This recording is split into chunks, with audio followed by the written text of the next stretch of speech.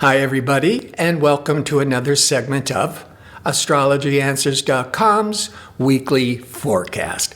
My name is Terence. The week begins on Monday, January the 13th, 2025, with a full moon in emotional Cancer, nurturing family-oriented Cancer. So every 4 weeks, we have a full moon. Wherever the full moon falls in your chart is where it's going to reveal a lot of emotional reactiveness. Now, let's break this down. This full moon is, it reveals, it brings to the surface. Cancer can have a lot to do with our moods, our feelings, our past. And it's aligned with Mars, who's retrograde, remember, from December into the end of February, once every 2 years. Mars doesn't like being in Cancer because it's a water sign, and Mars is a fiery planet, and it doesn't like being retrograde because the Mars in retrograde gets really frustrated. So this full moon on the 13th, aligned with a retrograde Mars, is going to trigger some intense emotional reactions, lots of mood swings. However, there's a positive, because this full moon, if it was just the opposition, the confrontation, it would be incredibly stressful. But it has two positive outlets: a positive outlet to Neptune, the planet of inspiration and compassion and empathy, and a positive outlet to liberating Uranus, progressive Uranus. Uranus wants change. Uranus wants new perspective, new ideas. So in other words, this full moon, that could be, some of you may be feeling it not just on Monday, but into Tuesday, Wednesday.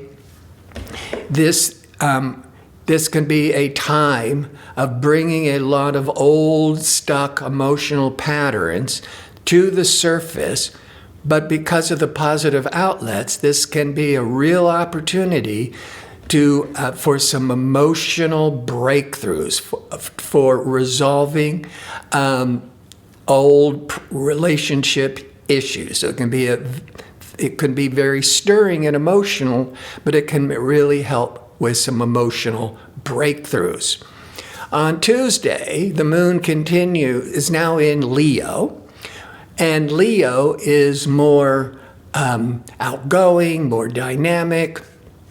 And pleasure-seeking Venus will be in a hard angle to expansive Jupiter. Now, Venus and Jupiter are the two big benefic energies, very positive energies. Jupiter is optimism, opportunity, expansion. Venus is harmony, creativity. It's that planet of desire. But when they are in tension with each other, you got to be careful that you're not overindulging with money, with food, with drink.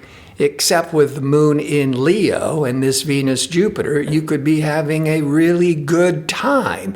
You just might be overdoing it.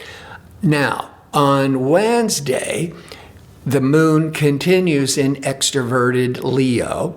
But now the sun in Capricorn will be in direct opposition to the retrograde Mars. Now, this was already being set up on Monday, but this is the final push through with the sun in exact opposition, confrontation to that frustrated Mars. So you got to be careful. There could be a lot of ego disputes, lots of impulsive actions, irritability, but that might be the final breaking through these more positive emotional releases.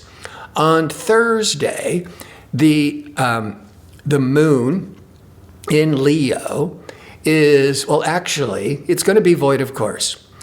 It's going to actually begin void of course on Wednesday at 8:11 p.m. Pacific time. And then we get into Thursday, the 16th, and it remains retrograde until 8:47 a.m. Pacific time. It's a very long time for the moon void, of course. It's a time to best for reflection, staying the course, but certainly not initiating any new important projects. Because of the moon's void, of course, there's no energy. Everything seems to be more flat and unproductive. At 8:47 a.m. Pacific time, the moon, as it leaves the void of course energy, goes into Virgo. Virgo, with the moon in Virgo, the moon represents the public tone. There's more common sense. There's more practicality. It's also going to be in harmony with the sun in Capricorn because they're both earth signs, helping us be more grounded, more practical. On Friday, the sun in Capricorn will be forming a sextile or in harmony with Neptune. Sun Neptune can be inspiring, can be highly creative. It's a time of great empathy and wanting to be of service and help those less fortunate. The moon in Virgo also. Virgo is also it's grounded and work-oriented, but it's also very service-oriented. So it's ideal with the sun in harmony with Neptune that's really inspiring all this altruism. And the moon is going to be in harmony with Mercury. So that's communications. So that's between like 11 a.m. and 1 p.m. Pacific time. Good for writing, good for conversations, good for speaking, but also keeps the mind very practical for any kinds of negotiations. Now, Saturday, the moon continues in Virgo until the early evening Pacific time. On Saturday, around 6 a.m., 7 a.m., the Virgo moon is going to be in harmony, a trine, to innovative, surprising Uranus, because they're both in earth signs. Taurus, Uranus has been since 2018 in Taurus, an earth sign. So we start the day around 6, 7 a.m. Pacific time with a lot of emotional release, emotional excitement. It really helps get you out of any old stuck habits, like shaking things up. And right after that, more around 10 to 11 a.m. Pacific time, now the moon is in harmony with Mars, bringing more motivation, more enthusiasm, more action. And by the late afternoon, early evening, now the Virgo moon will be in the best flow of energy to the sun in Capricorn.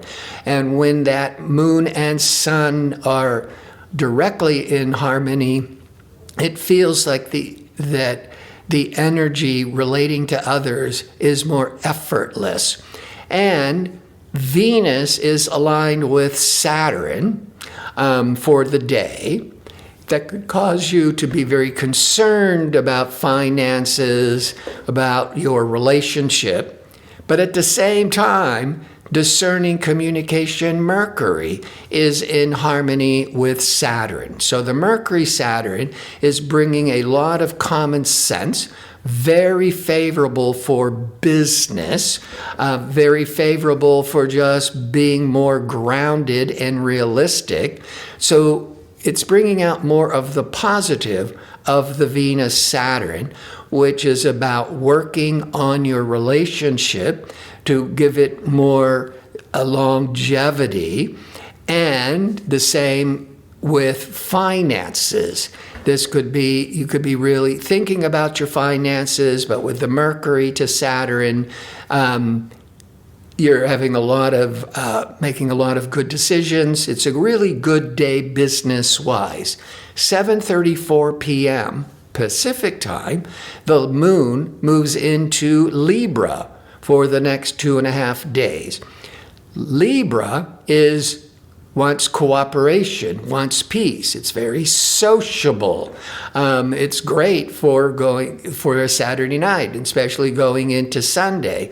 And Sunday is going to be very important on the 19th because the moon's continuing in harmonious, sociable Libra, but the sun is leaving Capricorn, practical, business-minded Capricorn, and going into innovative, progressive Aquarius around noon Pacific time.